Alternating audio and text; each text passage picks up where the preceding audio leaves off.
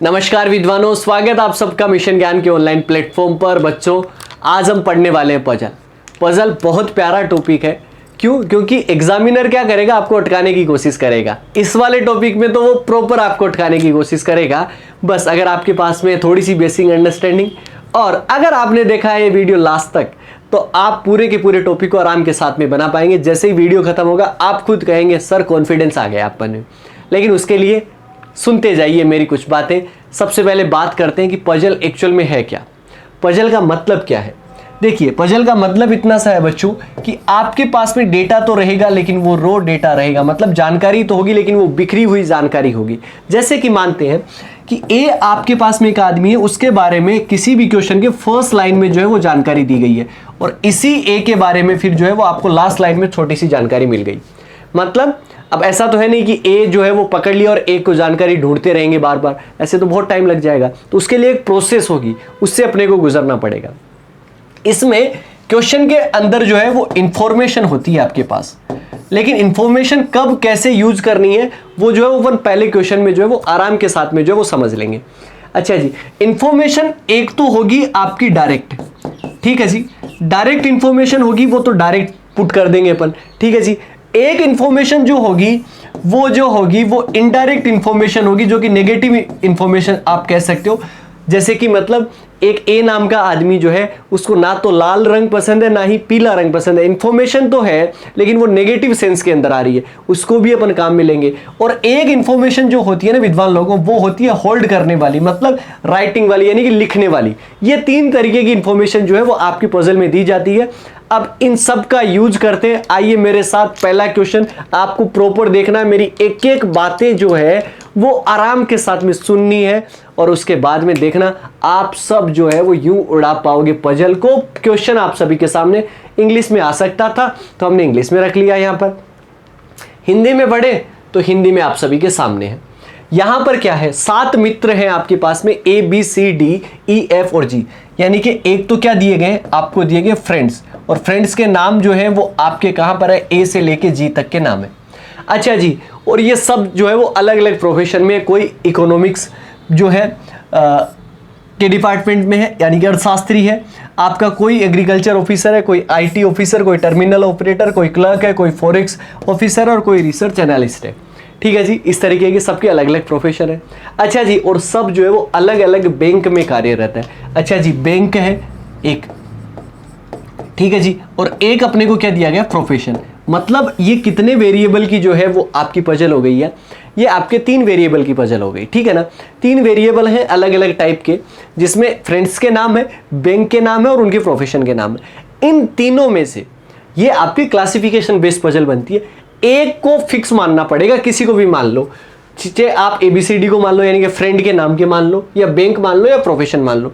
Try ये करो कि जो लोगों के नाम होते हैं ना उनको सबसे पहले फिक्स कर लो। मतलब हमने क्या किया कि ये जो 7 मित्र हैं, कौन कौन, पहले तो किसका नाम है, ए का, उसके बाद में किसका, बी का, इसके बाद में सी का, इसके बाद में डी का, इसके बाद में ई का, इसके बाद में एफ का और इसके बाद में किसका, जी का।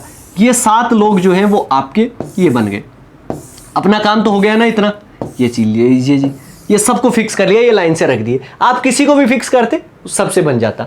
अच्छा जी, अब इसके बाद में एक जो है वो बैंक वाले हैं, तो एक बॉक्स जो है वो मैंने किसका बनाया कि यहां पर जो मैं लिखूंगा वो बैंक लिखूंगा और यहां पर जो लिखूंगा वो मैं प्रोफेशन लिखूंगा। बस बात खत्म, अपना काम सारा बन गया है। अब चीजों को लिखते हुए जाना है और पढ़ते हुए जाना है और इसमें वैल्यू पुट करते हुए जानी है। चलो आओ विद्वान लोगों, करते हैं हम सब साथ में मिलकर पहले वाले क्वेश्चन का पोस्टमार्टम। क्या दिया गया है, सी नाम का आदमी जो है वो आपका एन बैंक में काम करता है। अच्छा जी, इतनी लाइन पढ़ी। ये इंफॉर्मेशन जो होती है वो डायरेक्ट इंफॉर्मेशन है, मतलब वो कह ही रहा है कि सी नाम का आदमी जो है वो आपको सीधा बता रहा है कि एन बैंक में काम करता है। अब इसको क्या करोगे, आप सीधा उठा के रख दोगे। तो सी नाम का आदमी बैंक वाले कॉलम में रख रहा हूं तो एन में जो है वो आपका यहां पे रख दिया। लेकिन वो ना तो रिसर्च एनालिस्ट है और ना ही क्लर्क है, ये भी अपने को दिया गया है। अब ये इंफॉर्मेशन तो है बट नेगेटिव इंफॉर्मेशन है। नेगेटिव इंफॉर्मेशन को अपन क्या करते, यहीं पर सी वाले बॉक्स में, ये जो सी का बॉक्स है इधर, इसमें लिख लेते हैं कि ना तो रिसर्च है, ठीक है जी, और ना ही जो है वो आपका क्या है क्लर्क है। तो मैंने इस रिसर्च को आर ई लिखा, क्लर्क को सी एल लिख लिया, मैं समझ जाऊंगा। आप आर भी लिखते तो भी आप समझ जाओ, आप कुछ भी करो, री लिख दो छोटा, जिससे आप समझ सको। आपको अपने आइडियाज डेवलप करने पड़ेंगे जी पजल के अंदर। ऐसा नहीं है कि आप किसी के बताए रास्ते पर चलोगे ना तो आप वहीं तक पहुंच पाओगे जो जितना वो पहुंच पाया। आपको उनसे कहीं आगे जाना है तो अपने रास्ते खुद बनाने हैं, अपने को समझते जाओ, चीज़ों को खुद ही एनालिसिस करो। ठीक है जी।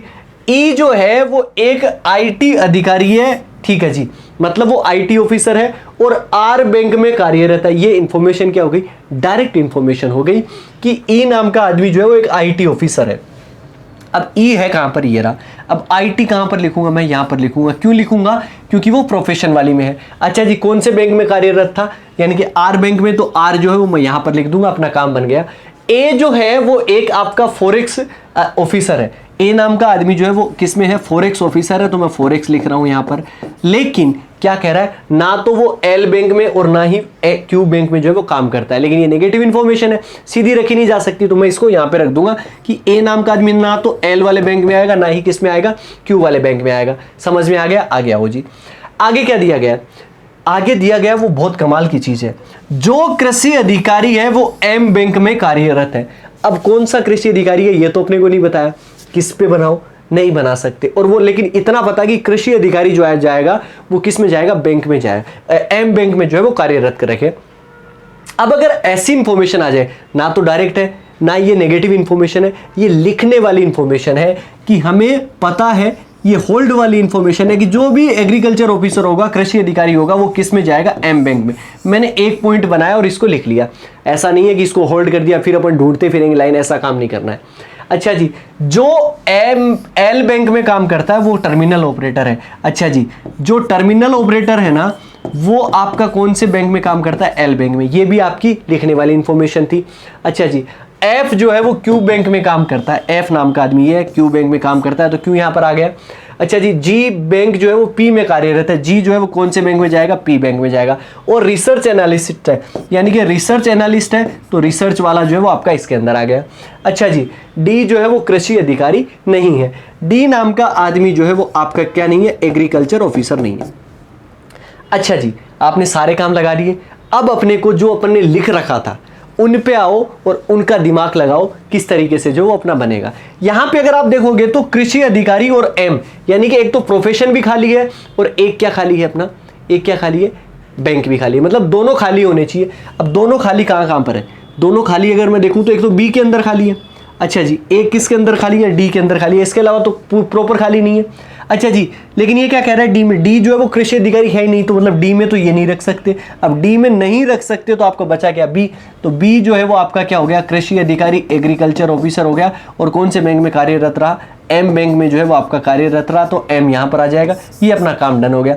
टर्मिनल जो है, जो भी ऑपरेटर है वो एल बैंक में कार्यरत है, मतलब एक ही खाली होना चाहिए, पूरा खाली, जो कि आपका किसके अंदर है, डी के साथ है। तो टर्मिनल जो है वो आएगा और वो कौन से बैंक में कार्यरत रहेगा, एल बैंक में आ जाएगा कार्यरत, बात खत्म। अच्छा जी, अब अपने को जो है वो ऑप्शन यहां पर देखोगे तो बैंक जो है वो आपके लगभग के भर चुके हैं। यहाँ पे जी पे हो गया, F E D C B, और एक जो है वो आपका बन गया, बच गया। कौन कौन सा है, देखो एल आ गया आपके पास में, एम आ गया, एन आ गया, पी आ चुका है, क्यू आ चुका है, आर आ चुका है, एक बचा हुआ है लास्ट वाला एस, तो एस यहां पर आ जाएगा। फॉरेक्स आ गया, कृषि आ गया, टर्मिनल, आईटी, रिसर्च। अच्छा जी, लेकिन क्लर्क जो है वो आपका सी वाले में क्लर्क नहीं आएगा, तो क्लर्क जो है वो आपका कहां पर आ जाएगा, एफ के अंदर आ जाएगा। बचा हुआ आदमी जो है वो आपका कौन सा, इकोनॉमिक्स वाला, यानी कि अर्थशास्त्री, यहां पर आ जाएगा। आपकी पजल आपकी डन हो गई। अब आपको बस केवल और केवल क्वेश्चन उड़ाने हैं विद्वान लोगों।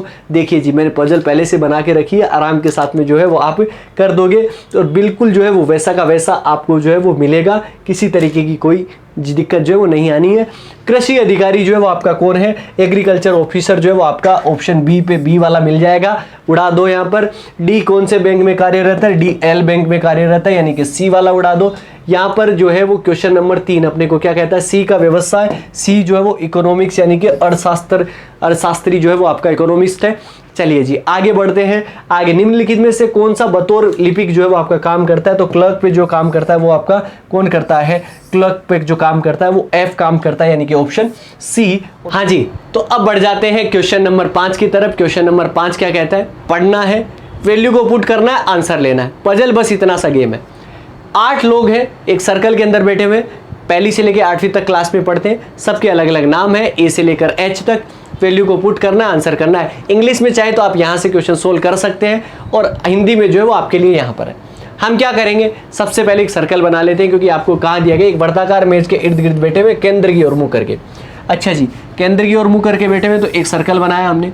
यहाँ पर 1 2 3 4 5 6 7 8। चलिए जी, पैराग्राफ जहाँ से स्टार्ट हो रहा है वहाँ से स्टार्ट करेंगे, बनाते हुए धीरे धीरे चलेंगे। यहाँ पर क्या दिया गया, सी जो है वो एच के दाएं को तीसरे स्थान पर बैठा हुआ है, एच के दाएं को। तो एच जो है वो यहाँ पर है, एच का दायां किधर बनेगा यार, इधर बनेगा ना। तो 1 2 और 3 यहाँ पर सी आ जाएगा, बात खत्म। आगे क्या दिया गया, एच जो है वो कक्षा 8 में पढ़ता है, अगर 8वीं क्लास में पढ़ता है तो 8 जो है वो यहाँ पर आ जाएगा। एफ जो है वो ई के लेफ्ट में दूसरे स्थान पर बैठा हुआ है। एफ और ई के लिए बहुत सारी जगह खाली है, रिस्क नहीं ले सकते, इतनी सारी पॉसिबिलिटी नहीं बनानी। आगे वाली लाइन पढ़ो, पजल का मतलब पहले सिरे से लेकर लास्ट सिरे तक जाना, जो लास्ट तक पहुंचा, जो लगातार चला वो जीता, बात खत्म। ई जो है वो सी या एच के बगल में नहीं बैठा हुआ। ई जो है वो ना तो यहाँ पर है, ना ही ई जो है वो यहाँ पर है, ना ही ई यहाँ पर है, ना ही ई यहाँ पर है, बची जगह आपकी 2। अच्छा जी, ई जो है वो ई के लेफ्ट में दूसरे स्थान पे कौन बैठा हुआ है, एफ बैठा हुआ है। अगर आपने ई को यहाँ पर बनाया तो देखो लेफ्ट इधर बनेगा, फर्स्ट सेकंड यहाँ पे सी बैठा हुआ है, ई यहाँ पे भी नहीं आ सकता, सिर्फ एक जगह खाली है ई, ई के लेफ्ट में जो है वो सेकंड लेफ्ट में आपका एफ बैठा हुआ है। अपना काम हो गया डन। आगे आओ जी, आगे अपने को जो दिया गया है उनकी वैल्यू में रखना है, आंसर करना है। बहुत आसान चीज़ें हैं, इसको मुश्किल करना ही नहीं है। आगे आओ। अच्छा, जो कक्षा 1 में पढ़ता है वो ई के बगल में बैठा हुआ है, इसका मतलब समझाओ यार। ई के पड़ोस में बैठा हुआ है तो इसका मतलब इतना सा है कि या तो 1 यहाँ पर हो जाएगा या 1 यहाँ पर हो जाएगा, पड़ोस का मतलब यही है। अच्छा जी, एच और कक्षा 7 के बीच में जो है वो 3 लोग बैठे हुए हैं। बीच में बैठने का मतलब 2 होता है, लेकिन यहाँ पर एक ही होगा, क्योंकि इधर से जाओगे तब भी 7 यहाँ पर, इधर से जाओगे तब भी 7 यहाँ पे, क्योंकि बीच में कितने लोग बैठे हुए हैं, 3 लोग बैठे हुए, दोनों साइड 3 ही आएंगे गिनती में। एच सी और उनके बगल में बैठने वाले जो है वो कक्षा 2 में नहीं पढ़ते। कक्षा 2 में एच सी, ना तो सी आपका दूसरे नंबर पे, ना उनके बगल वाले, तो 2 यहाँ पर भी नहीं है, 2 यहाँ पर भी नहीं है। अच्छा जी, 2 यहाँ हो नहीं सकता, बची जो 2 के लिए या तो ई खुद हो जाए या फिर आपका क्या हो जाए, 1 हो जाए। आगे क्या दिया गया, कक्षा 2 के छात्र और जी के बीच में एक व्यक्ति जो है वो आपका बैठा हुआ है। अब अगर आप 2 यहाँ पर कर दिए आपने, तो जी ना तो यहाँ हो सकता ना यहाँ, क्योंकि दूसरी क्लास और जी के बीच में एक व्यक्ति बैठा हुआ है। तो जी आपका बैठने के लिए 2 नंबर बैठने के लिए 100% 2 जो है वो यहाँ पर बैठेगा, 2 और जी जो यहाँ पर आ जाएगा। 1 नंबर वाला जो था, पहली क्लास वाला जो था ना विद्वान लोगों, ई का पड़ोसी था। अब ई का पड़ोसी जो है वो अपन बना देते हैं। ई का पड़ोसी कैसे बनाएंगे, यहाँ पर जो है वन आ जाएगा, बात खत्म हो गया अपना काम। आगे की तरफ बढ़ो। कक्षा 3 और 4 के छात्र अगल बगल बैठे हुए, तीसरी चौथी के लिए आपकी कितने हैं, 3 आदमी यहाँ पर बैठे हुए, क्योंकि और सबकी तो वैल्यू अपनी डन जो है वो आपकी हो चुकी है, क्योंकि 3 और 4 लगातार चाहिए, 3 और 4 लगातार तो चाहिए। लेकिन आगे क्या दिया गया, कक्षा 3 और 4 का खिलाड़ी कौन नहीं है, 3 नहीं है, तो तीसरी और चौथी क्लास में ये नहीं पढ़ता, तो मतलब 3 और 4 यहाँ पर आएंगे। या तो 3 हो सकता है, या 4 हो सकता है, या 3 हो सकता है, या आपका क्या हो सकता है, 4 हो सकता है। ए और कक्षा 5 के बीच में जो है वो केवल एक व्यक्ति बैठता हुआ है। तो ए और 5वीं क्लास के बीच में कितने व्यक्ति बैठते हैं, एक व्यक्ति बैठता है। अच्छा जी, ए जो है वो ना तो दूसरी क्लास में पढ़ता है, ना तीसरी क्लास में पढ़ता है, और बी जो है वो दूसरी क्लास में नहीं पढ़ता, बात खत्म। आगे की तरफ बढ़ो। अब अगर इतनी ही वैल्यू अगर अपने पास में है, तो सबसे बड़ी वैल्यू के तौर पे जो है वो 20 में बैठने वाले लोग जो है वो आपके होंगे, बाकी तो कुछ बनेगा नहीं। तो ए और 5वीं क्लास के बीच में एक व्यक्ति बैठा हुआ है, इस वैल्यू को उठाते हैं। यहाँ पर मैं अगर देखो, ए यहाँ पर नहीं आ सकता क्योंकि दूसरी क्लास में नहीं पढ़ता, यहाँ पे आ नहीं सकता, बच्ची जगह 2 है। ए अगर यहाँ पे किया तो 5वीं क्लास ना तो यहाँ हो सकती है ना यहाँ हो सकती है, मतलब ए 100% यहाँ पर आएगा। 3 पे भी नहीं बैठता, तो मतलब किस पे बैठेगा, 4 पे, और 4 अगर यहाँ पे हो गया तो यहाँ पे क्या हो जाएगा, 3 हो जाएगा। ये चौथी क्लास वाला, ये तीसरी क्लास वाला, ये काम जो है वो आपका खत्म हो गया। बी दूसरी क्लास में नहीं पढ़ता, तो बी यहाँ नहीं बैठेगा, तो बी कहाँ पर आ जाएगा, हाँ जी बी यहीं पर आएगा, इसके अलावा तो कहीं और नहीं है ना, क्योंकि बी जो है वो अपने को कंफर्म दिया गया कि दूसरी क्लास में अपना नहीं पढ़ता है। सबकी वैल्यू फिक्स हो गई क्या, देखो क्लास की अगर मैं बात करूं तो 1 नंबर वाला हो गया, 2 नंबर वाला, 3 वाला हो गया, 4 वाला हो गया। 5वीं क्लास जो है वो अपने को नहीं दिख रही है, तो 5वीं क्लास और 6ठी क्लास जो है वो अपने को देखनी है कि किस किस तरीके से जो है वो अपने को देखना है। अच्छा जी, यहाँ पर विद्वान लोगों ए और कक्षा 5 के बीच में जो एक व्यक्ति बैठा हुआ था, तो ए और 5वीं के बीच में तो 5 नंबर तो यहाँ पर आएगा ना 100%। क्यों? क्योंकि ए यहाँ पर बैठा तो 5वीं क्लास वाला यहाँ पर बैठेगा और 6ठी क्लास वाला यहाँ पर हो जाएगा। 7वीं और 8वीं अपना हो चुका है, एक मेंबर अपना बच गया ए बी सी, और डी जो है वो अपने को नहीं दिखाई दे रहा, तो डी जो है वो आपका यहाँ पर आ जाएगा। कन्फर्म अपना डायग्राम बन गया। हाँ जी, हुआ कि नहीं हुआ? इजी तरीके से हो गया। आगे की तरफ आ जाओ, आगे बढ़ दिया गया क्वेश्चन क्या है, 7 फ्रेंड है, एक अलग तरीके की वैल्यू जो है वो आपकी बनी हुई है, और किस तरीके से करेंगे, क्लासिफिकेशन की पजल है, आराम के साथ में उड़ा देंगे इसको। क्या हिंदी में क्या दिया गया है, ये वाला 7 मित्र हैं एम वी के डी टी जे और आर, विभिन्न कक्षा 3री 4थी 5वीं 6ठी 7वीं 9वीं में पढ़ते हैं और अलग अलग कलर पसंद है। मतलब टोटल वेरिएबल 3 हो गए, इनमें से किसी एक को फिक्स करना है। मैंने बताया था किसको फिक्स करोगे, नाम को फिक्स कर लो, सबसे आसान काम होता है। तो यहाँ पर नाम को फिक्स करें तो सबसे पहले नाम किसका है, एम का है। अच्छा जी, इसके बाद में किसका नाम आया, वी का नाम आया जी, इसके बाद में के का, इसके बाद में डी, इसके बाद में आपका नाम टी का, इसके बाद में नाम जो है वो आपका किसका, जे का, और इसके बाद में वैल्यू जो है वो किसकी आई है, आर की आई है। बात खत्म। अच्छा जी विद्वान लोगों, एक साइड कलर लिखना है और एक साइड जो है वो क्लास लिखनी है। तो मैं क्लास जो है वो यहाँ पर लिख रहा हूँ और कलर जो है वो मैं यहाँ पर लिख दूंगा। बात खत्म। अब अपने को कुछ ज़्यादा करना ही नहीं है। आगे आओ, क्या दिया गया है, यहां तक वैल्यू ऐसे ही है।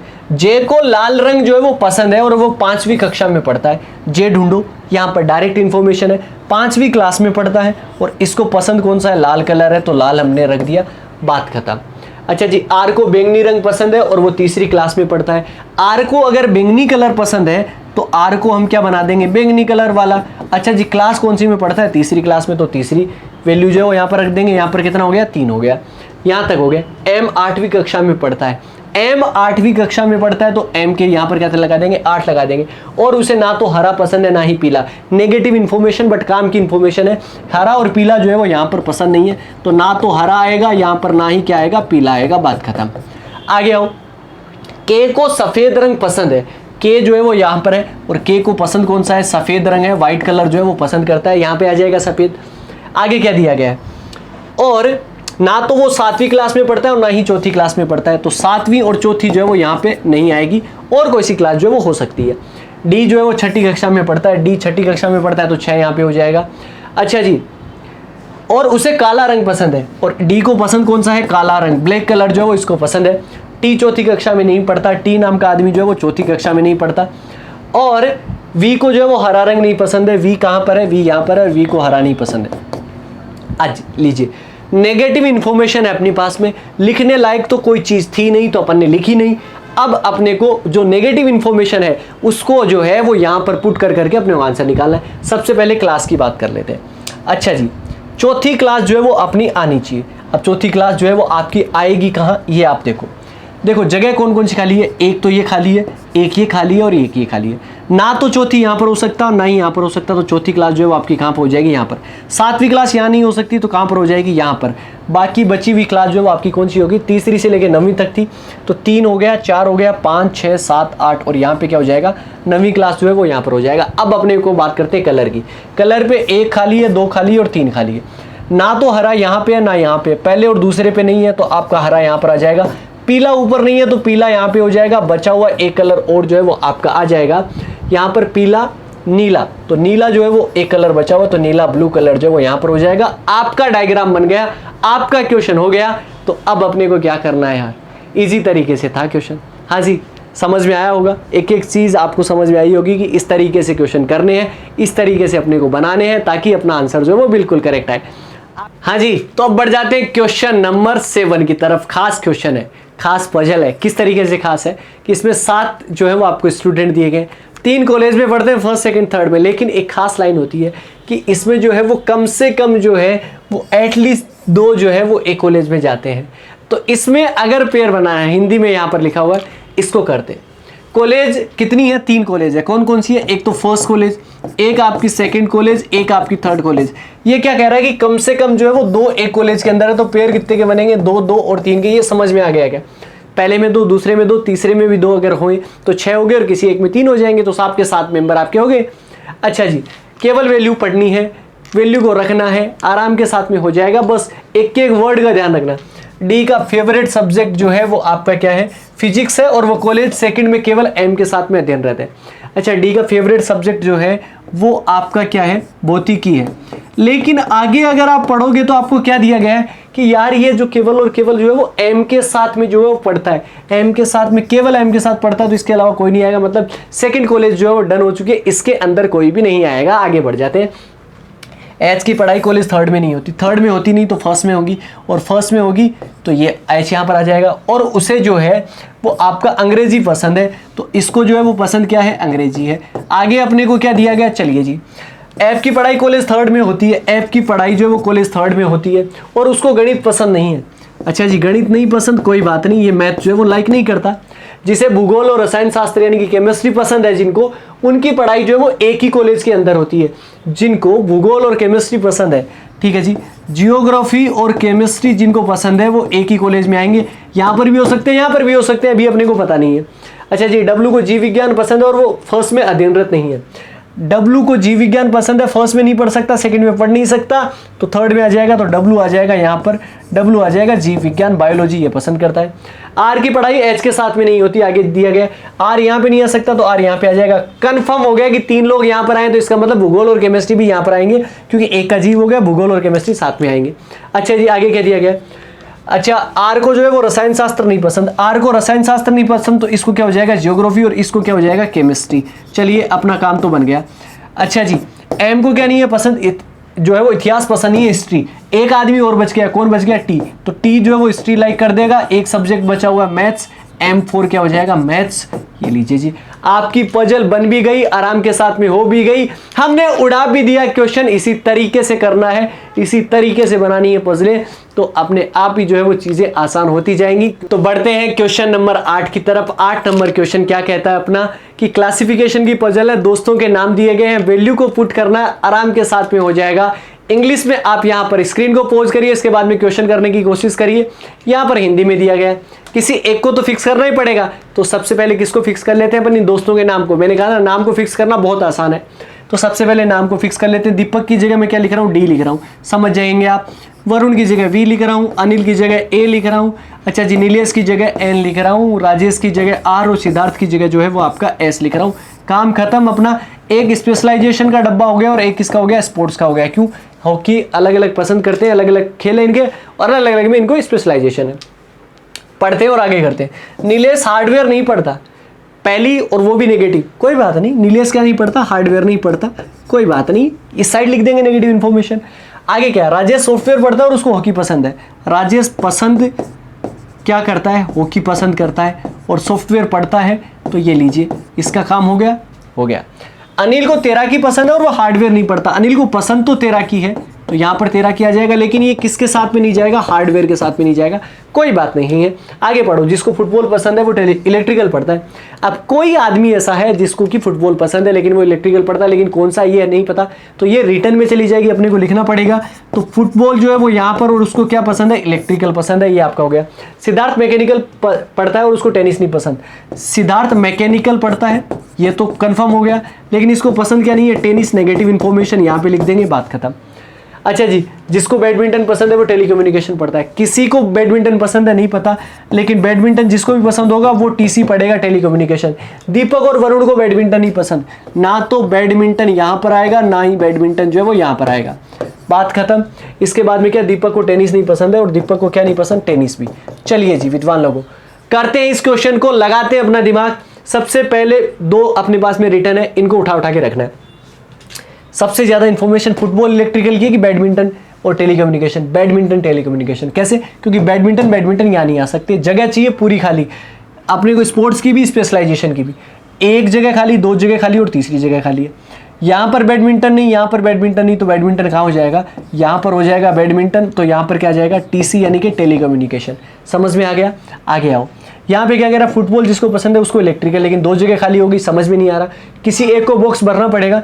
यहाँ पर देखो, टेनिस जो है, देखिए स्पोर्ट्स का जगह एक ये खाली है, एक ये खाली, एक ये खाली, जिसमें से दो जगह ऊपर और नीचे टेनिस नहीं आ सकता, तो टेनिस कहाँ हो जाएगा, यहाँ पर हो जाएगा। और अगर यहाँ टेनिस हुआ तो फुटबॉल और इलेक्ट्रिकल, तो फुटबॉल जो है वो इसको पसंद हो जाएगा, किसको, दीपक को, और ये जो है वो पढ़ेगा क्या, इलेक्ट्रिकल पढ़ लेगा। चलिए जी, एक अब क्या कह रहा है, हार्डवेयर जो है वो आपका ए को नहीं पसंद है, ठीक है, यानी कि अनिल को। तो हार्डवेयर जो है वो आपका किसको पसंद हो जाएगा, वो पसंद हो जाएगा विद्वान लोगों, सीधी सी बात है, वरुण को। एक जो है वो आपका और हो गया है, कौन सा स्पेशलाइजेशन, मेटालर्जी, तो मेटालर्जी जो है यहाँ पर आ जाएगा। एक खेल जो है वो आपका और रह गया, वो आपका रह गया क्रिकेट, तो क्रिकेट आ जाएगा यहाँ पर। विद्वान लोगों सारी की सारी पजल बन गई, अपना काम हो गया। आगे अपन बढ़ जाते हैं और अपने को दी गई है ब्लड रिलेशन की पजल, आराम के साथ में इजी तरीके से अपन उड़ा देंगे, कुछ भी नहीं है, बस केवल वैल्यू को देखना है। यहाँ पर क्या दिया गया है, एक परिवार में 7 व्यक्ति हैं, K, M, N, R, S, T और वी, और परिवार में कितनी पीढ़ियां हैं, 3 पीढ़ियां हैं। टी जो है वो के की बहू है, ये अपने को दिया गया है। अब यार एक चीज देखो, टी जो है वो किसकी बहू है, के की। तो बहू होने का मतलब क्या है कि के का कोई बेटा होगा और बेटे की वाइफ जो है वो आपकी क्या बनेगी, टी, और ये आपके मैरिड कपल हो जाएंगे। तो टी जो है वो के की क्या हो गई, बहू हो गई। आगे क्या दिया गया, आर एम का पिता है। अब यार ना तो आर यहाँ पे लगा सकते हो ना कहीं और, तो अलग से लिख लिया कि आर पिता हो गया, किसका पिता हो गया, एम का पिता हो गया। के जो है वो एन की बहन का क्या है, दामाद है, एन की बहन का दामाद है। के दामाद है तो क्या हो जाएगा प्लस, और किसकी बहन का दामाद है, तो दामाद होने के लिए इसको किसी न किसी से शादी करनी पड़ेगी। चलिए तो के शादी कर लेता है। और देखो जी बात सिर्फ इतनी सी है कि एन की बहन का दामाद है, तो एन की कोई जो है वो यहाँ पर क्या होगी, बहन होगी, यानी कि माइनस होगी, ठीक है जी, तो ये एन की बहन का दामाद हो जाएगा। एन और वी के जेंडर जो है वो सेम है, यानी कि एन और जैसे एन होगा वैसा ही वी होगा, और एस जो है वो आपकी क्या है, फीमेल है। ये अपने पास में 3 पॉइंट है, रखते हैं। आर एम का पिता, आर यहाँ पे रख सकते हो क्या प्लस, नहीं रख सकते, क्यों, क्योंकि चौथी पीढ़ी बन जाएगी। परिवार में पीढ़ी कितनी है, 3 ही जनरेशन है, तो यहाँ पर तो नहीं रख सकते। अच्छा जी, आर पिता है तो यहाँ नहीं आ सकता। अब और जगह कहाँ बची कि भैया ये जो है वो एन की बहन का दामाद था, के, तो दामाद था, तो ये मतलब महिला हुई या जो भी हुआ, तो ये शादी भी तो करेगी, ये शादी करेगी, तो हो सकता है कि आर के साथ में शादी करे, तो आर यहाँ पर क्या हो जाएगा, प्लस हो जाएगा। और एम का पिता है तो एम यहाँ पर हो जाएगा, एम क्या हो जाएगा, माइनस हो जाएगा, सीधी सी बात है। अच्छा जी, ये अपनी होगी। अब ये क्या कह रहा है कि यहाँ पर एन और वी का जेंडर जो है वो आपका क्या है, सेम है। एक आदमी जो है वो आपका और बच जाता है, क्योंकि एस यहाँ तो नहीं हो सकता, क्योंकि प्लस आएगा, एस फीमेल है तो एस यहाँ पे हो जाएगी, यहाँ पे आ जाएगा वी, और वी जो है वो प्लस है तो एन भी क्या हो जाएगा, प्लस। आपका डायग्राम जो है वो बन गया विद्वान लोगों। हमने उड़ाया क्वेश्चन और विद इन सेकेंड उड़ा दिया। हाँ जी, हुआ कि नहीं हुआ क्वेश्चन, इसी तरीके से करना है यार। और हमारे पजल पार्ट फर्स्ट का जो है वो लास्ट क्वेश्चन अपन ले रहे हैं। इसके बाद में क्या पजल पार्ट सेकंड भी आप देखना मत भूलिएगा। पार्ट सेकंड में हम क्या करेंगे, floor base puzzle, box puzzle और कुछ ऐसे ही मिसलेनियस टाइप के पजल और करेंगे, क्योंकि आपके एग्जाम से जो है वो पजल का जो है वो भूत निकलना, दिमाग से निकलना बहुत ज़रूरी है। आजकल धीरे धीरे जो पजल का पोर्शन जो है वो ज़्यादा ऐड होने लगा है, तो इससे अच्छा है कि आप इसकी प्रैक्टिस करके रखें, आपकी चीज़ें वैसे ही आसान रहेगी। चलिए जी आगे की तरफ मूव करते हैं। क्या दिया गया, एक परिवार में 6 ही सदस्य दिए गए, P, Q, R, S, T और यू। क्यू यू की बहन की इकलौती संतान है। क्यू जो है वो यू की बहन की, यू की कोई बहन है और उसकी इकलौती संतान जो है वो आपका क्या है, क्यू है, ठीक है जी। क्यू जो है वो यू की बहन की इकलौती संतान हो गई, और इकलौती संतान होगी तो अपने को नहीं पता कि आपका प्लस है कि माइनस, क्योंकि ओनली चाइल्ड है। अगर एकमात्र बेटा या बेटी होती तो अपनी अलग बात होती, ठीक है जी। ये हो गया। आर पी की इकलौती पुत्री है। आर जो है वो पी की इकलौती पुत्री है, जिसका विवाह क्यू से हुआ है। किसका विवाह क्यू से हुआ है, जिसका सेकंड पर्सन के लिए आता है, मतलब पी और क्यू का विवाह हुआ है, तो पी और क्यू का जो है ऊपर ने क्या कर दिया, विवाह कर दिया। और आर जो है वो पी की क्या होगी, एकमात्र जो होगी बेटी होगी। चलिए जी, है ना। एक चीज़ और देखो यहाँ पे क्यू जो है वो यू की बहन की इकलौती संतान तो हो गई है, लेकिन इसका जेंडर डिसाइड नहीं हुआ, तो इन दोनों का जेंडर डिसाइड नहीं हुआ। पी और टी का जेंडर जो है वो आपका क्या है, सेम है। पी और टी का जेंडर सेम है। आगे दिया गया एस एक जो है वो आपकी क्या है, महिला है, एस फीमेल है, और पी के कम से कम 2 बच्चे हैं, और पी के कम से कम 2 बच्चे हो गए, तो यहाँ पे क्या आ जाएगा, प्लस, क्योंकि पी के कम से कम जो है वो आपके क्या है, 2 बच्चे हैं। तो समझ में आया होगा कि आर पी की इकलौती पुत्री है। पुत्री होने का मतलब एक ही बेटी होगी, बेटा आपका हो सकता है, तो यहाँ पर जो है वो आपका प्लस आ जाएगा। अब विद्वान लोगों, यहाँ पर बचा हुआ आदमी कौन आएगा, आपका टी। एस क्यों नहीं आ सकता, क्योंकि एस महिला है, तो टी आ जाएगा, तो टी हो जाएगा प्लस, तो पी भी प्लस, तो क्यू आपका क्या हो जाएगा, माइनस। और एस जो है वो फीमेल है, तो एस क्या हो जाएगी यहाँ पर विद्वान लोगों, अपना काम बन गया। पी के कम से 2 बच्चे और टी महिला जो है वो थी नहीं, तो टी प्लस ही बनता, तो वैसे भी आपका हो जाता। किसी भी तरीके से आप उड़ा सकते थे इस क्वेश्चन को, अपना क्वेश्चन बन गया। विद्वान लोगों, ये पजल पार्ट फर्स्ट है। पजल पार्ट सेकंड जरूर देखिएगा। अगर हमारी मेहनत पसंद आती है तो सिर्फ इतना सा काम करना है, ये वाला बटन प्रेस करें और वीडियो को ज़्यादा से ज़्यादा तक शेयर करें। मिलेंगे नेक्स्ट पार्ट में, तब तक अपना ख्याल रखें, सुरक्षित रहें और जुड़े रहें मिशन ज्ञान के साथ। जय हिंद, जय भारत।